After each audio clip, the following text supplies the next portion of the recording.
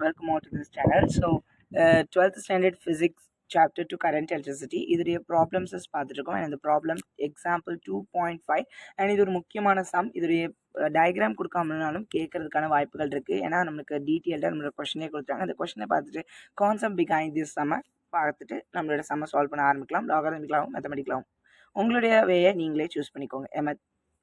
A potential difference across 24 ohm resistor is 12 volt. What is the current through the resistor?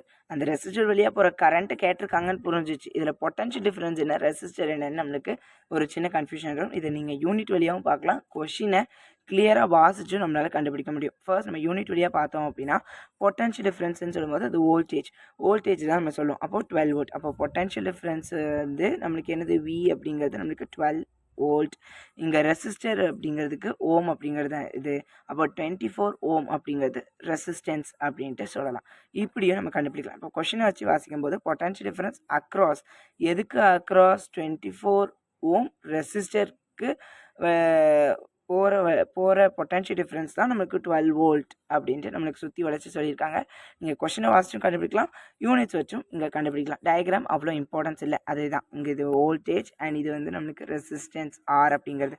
இப்போ R இருக்குது, we இருக்குது, நம்மளுக்கு தேவைங்கிறது ஐ. நம்ம இப்போ என்ன ரிலேஷன் நம்மளுக்கு ஞாபகம் வந்திருக்கணும், V is equal to IR ஓம்ஸ்லா படி அல்லது மைக்ரோஸ்கோபிக் ஃபார்ம்ஸ் ஆஃப் ஓம்ஸ்லாம் வச்சு நம்ம கண்டுபிடிச்சது தான். அண்ட் இதோடைய பின்னாடி உள்ள கான்செப்ட் என்ன அப்படின்ட்டு நம்ம பார்க்கலாம். அண்ட் HSL நான் சொன்ன மாதிரி தான் இந்த ஓம்ஸ்லாம் பற்றி இங்கே தான் சொல்கிறாங்க. Potential difference V is applied across wire. ஒரு ஒயர் வழியாக நம்ம பொட்டன்ஷியல் டிஃபரன்ஸ் சென்ட் பண்ணுறோம். எலக்ட்ரிக் ஃபீல்டு நம்மளுக்கு அந்த ஒயரில் க்ரியேட் ஆகுது.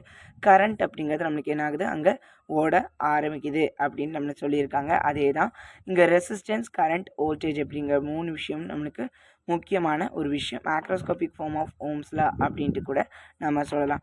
இதே தான். அதுலேருந்து தான் நமக்கு ஓமிக் டிவைஸ், நானோமிக் டிவைஸ் பற்றி சொல்லியிருப்பாங்க. இப்போ நம்ம ஜஸ்ட் நம்ம சப்ஸ்டியூட் பண்ணால் போதும்.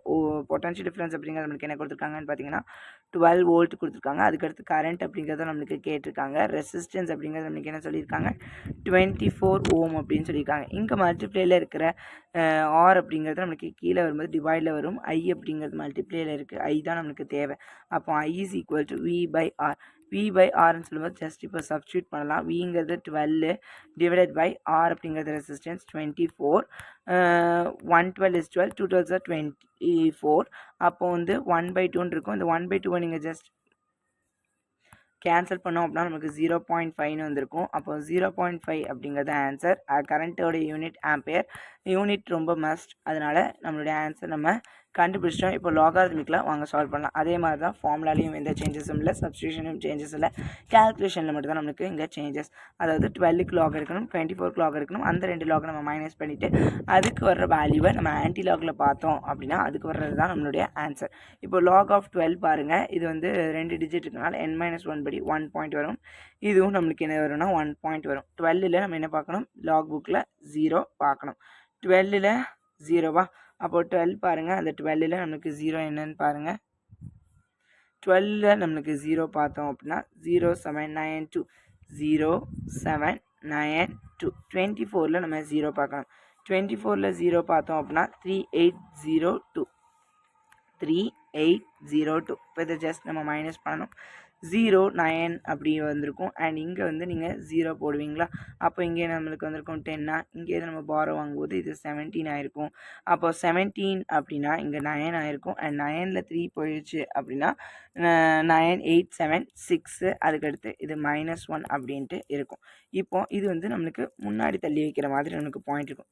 ஆன்டிலாக் 69ல் நம்ம 9 பார்க்கணும்.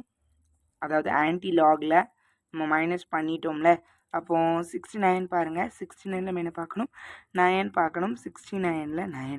இது வந்து 0th place, 1th place, 2nd, 3rd, 4th, 5th, 6th, 7th, 8th. 9 இந்த இருக்குது பாருங்கள், 5000 இருக்குது. 5000 அப்படின்னா பின்னாடி நம்மளுக்கு வந்து 0 வந்து நம்மளுக்கு கிடையாது, அதனால் நம்ம பார்க்கல மெயின் டிஃப்ரென்ஸில். இப்போ வந்து -1 அப்படின்னா இங்கே பாயிண்ட் வந்து இங்கே நம்ம நகட்டணும்னு அர்த்தம். ஃபர்ஸ்ட் டிஜிட்டுக்கு முன்னாடி வரும்னு அர்த்தம். அப்போ எங்களோட வேல்யூ நம்மளுக்கு என்ன ஆயிடுச்சு, 0.5 வந்துருச்சா. அப்போ I is equal to 0.5 ampere. Thank you for வாட்சிங்.